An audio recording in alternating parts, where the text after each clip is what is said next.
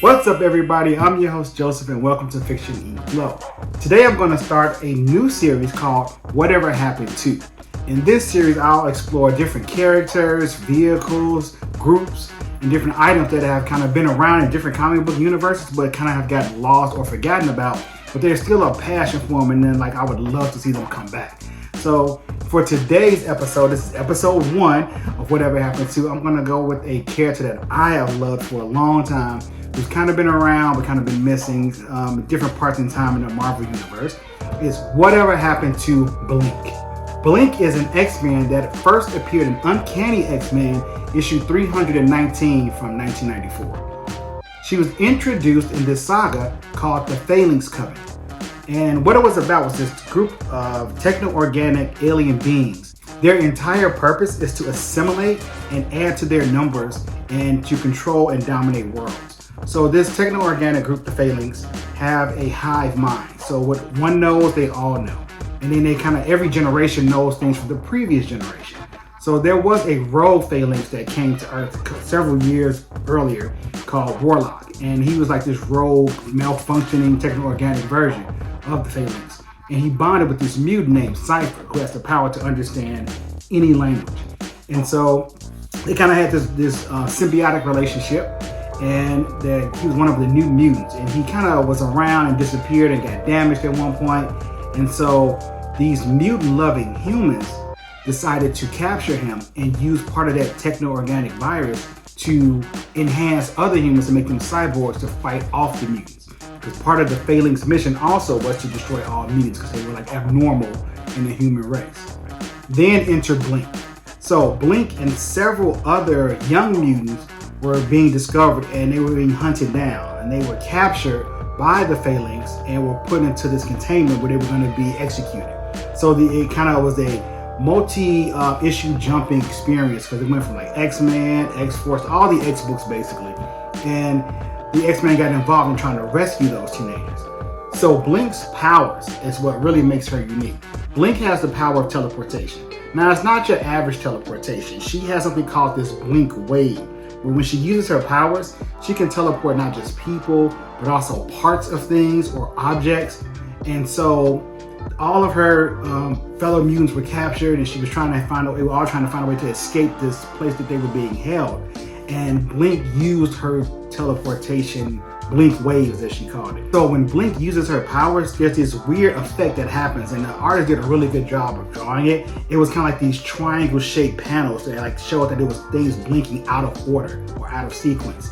And so she was able to rescue and have all of her companions escape. However, she got caught up in her own Blink wave, and Banshee of X-Men tried to save her, and she just slipped through his hands because it was going through that wave, and she appeared to have died.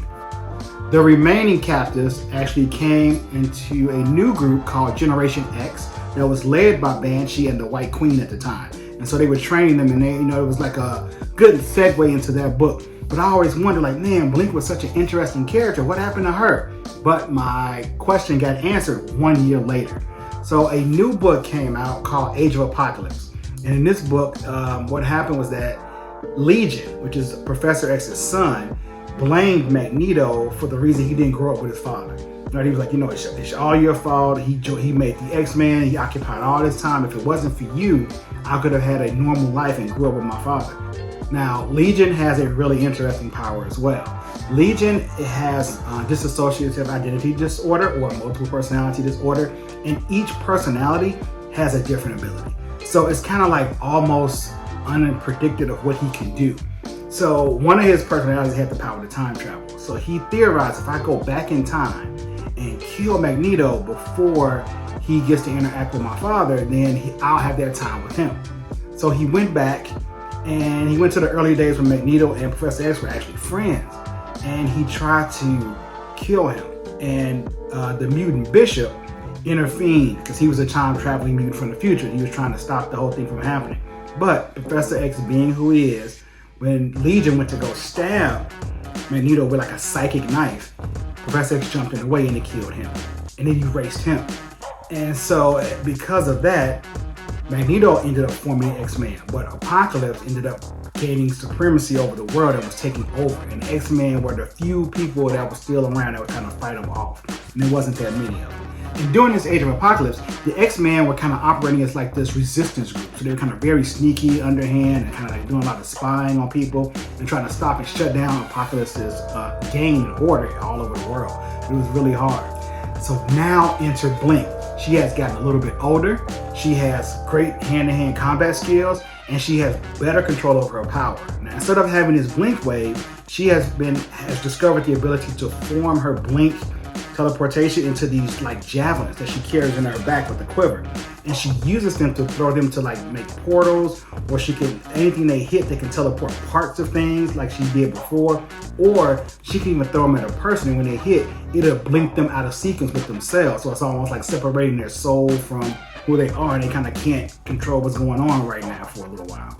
So she became like this espionage agent who would just jump in and was helping rescue other mutants. So she was shutting down like kind of helped shut down part of Apocalypse's construction plants that were like, putting out all this evil in the world. And she became a pivotal point in helping take him out. And one of the key players was Sabretooth, because Sabretooth actually trained her in her hand-to-hand combat skills, which is why she was so good.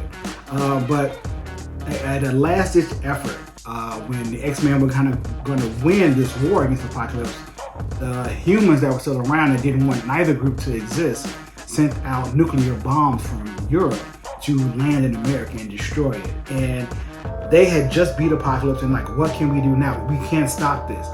Blink used all her abilities, and she blinked away like tons of nuclear warheads. But in the process, she disappeared too. So like, once again, this character that I really love is gone. Like, what happened to her? Well, that led to her final book in appearance called The Exile. Now, what the Exiles were, it was like this really weird like area that she was like blinked to, like completely stark white. And this person kind of came to her, he was called the Time Broker. He said, basically, my job is to help lost people fix parallel worlds. So the Exiles were made up of a rotating roster of characters that were coming from different parallel worlds to help fix things. So each time they go on a mission, they fix the world. After so many missions, they were allowed to go back to their home world. So Blink, because I guess the catastrophe was so big in her world that she was never allowed to go back. So she just kept following and going after mission after mission after mission. At one point, she did leave, and she was able to come to the regular Marvel universe for a little while, but her run didn't last long. And they reissued the Exiles a couple of years ago. And this is where we got the first appearance of Captain Carter. So Blink has been around, but ever since the X-Men have kind of got into their new world-owning state of Krakoa as well as Arakko, and they kind of like, they're all coming back. They have the power to regenerate and bring people back to life. My question is, like, when are they going to get Blink back? Blink is one of my favorite characters that I would love to see brought into modern comics right now, because like I say, I loved her ability, her look of the character, and she's an expert in skill because she's lived through this war-torn post-apocalyptic world, and she's battled through different parallel worlds to kind of just know how to take on anything. And that's why she was chosen, because of her unique skills. So putting her in modern comics may be just a great thing. So hopefully, if we get our millions of viewers and subscribers to share this video out, maybe Marvel will see it and do something about it. What do you think?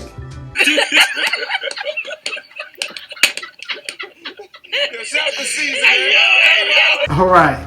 Thanks again for joining me.